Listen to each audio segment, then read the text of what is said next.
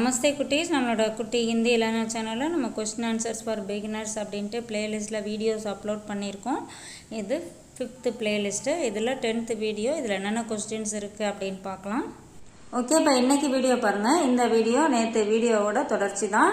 நேற்று வீடியோவில் பேஷண்ட் என்ன சொன்னாங்க, எனக்கு உடம்பு சரியில்லை, ஃபீவர், ஜலதோஷம் அதெல்லாம் சொன்னாங்க இல்லையா. ஸோ இப்போ டாக்டர் எப்படி கேட்பாங்க, எத்தனை நாளாக இந்த பிரச்சனை இருக்குது அப்படின்னு கேட்பாங்க இல்லையா.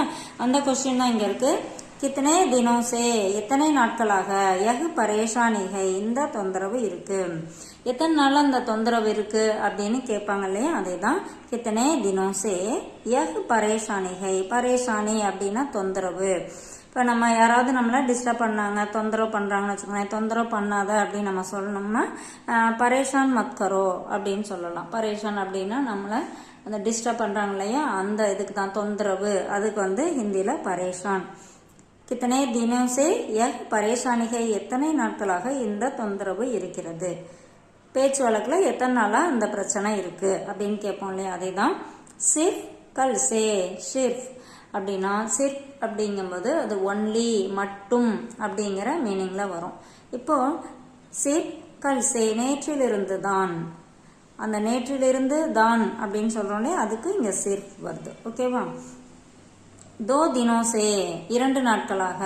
இப்போ 2 நாளாக இருக்கு அப்படின்னு சொன்னா தோ தினோ சே. இப்போ மிந்தா நாளில் இருந்து அப்படின்னு சொல்லணும்னா பர்சோம் சே, மிந்தா நாளில் இருந்து. மிந்தா நாளில் இருந்து தான், மிந்தா நாளில் நேற்று முதல் நாள் சொல்கிறோம் இல்லையா. கல் அப்படின்னா நேற்று, பர்சோம் அப்படின்னா கல்னா நேற்று, நாளை ரெண்டுக்குமே வரும். இந்த இடத்துல நேற்றில் இருந்து அப்படின்னு கொடுத்துருக்காங்க. அப்போ இந்த கல்லுக்கு மீனிங் நேற்று. பர்சோம் அப்படின்னா நேற்றைக்கு முதல் நாள், அதாவது மிந்தா நாள் அப்படின்னு நம்ம பேச்சு வழக்கில் சொல்லுவோம். அதே மாதிரி நாளை மறுநாள் சொல்லுவோம் இல்லையா, நாளான்றைக்கு அப்படின்னு சொல்லுவோம். அதுக்கு பர்சோம்.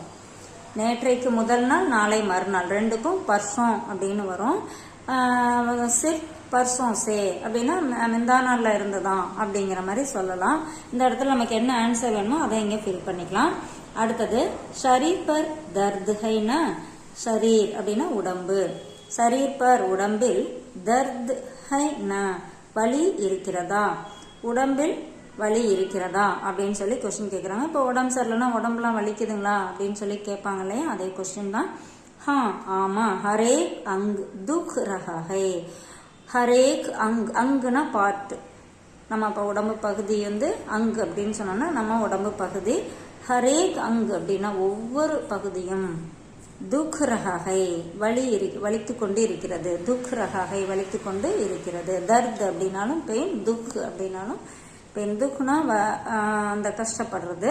ஸோ இந்த இடத்துல ஹரேக் அங், ஹரேக் அங் துக் ரஹாகை. ஆமா, உடம்புல ஒவ்வொரு பகுதியும் வலித்து கொண்டு இருக்கிறது. ஆமா, உடம்பு ஃபுல்லா வலிக்குது அப்படின்னு சொல்றோம் இல்லையா, அதே தான் நம்ம பேச்சு வழக்குல ஆமா உடம்பு ஃபுல்லா வலிக்குது அப்படின்னு சொல்றோம்.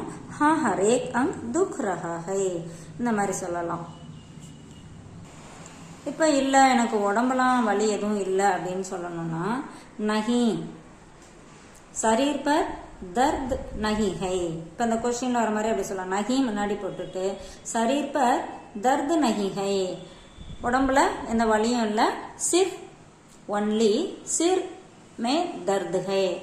இந்த தலை மட்டும் வலிக்குது, தலையில மட்டும் வலி இருக்கு அப்படின்னு சொல்றோம். இல்லைன்னா சிர் தர்த் ஹை, தலை மட்டும் வலிக்குது, உடம்பு ஃபுல்லா வலி இல்லை, தலை மட்டும் வலிக்குது அப்படின்னு சொல்றோம். நேற்றே சொல்லியிருக்கோம் இல்லையா இந்த கொஸ்டின்ல, தலை வலிக்குது அப்படின்னு சொல்லியிருக்கோம். ஸோ அதை மட்டும் நம்ம சொல்லணும் அப்படின்னா என்ன சொல்லணும், நஹி இல்லை, சரீர் பர் உடம்புல, தர்த் நஹி ஹை, தர்த் நஹி ஹை உடம்பு ஃபுல்லா வலி இல்லை.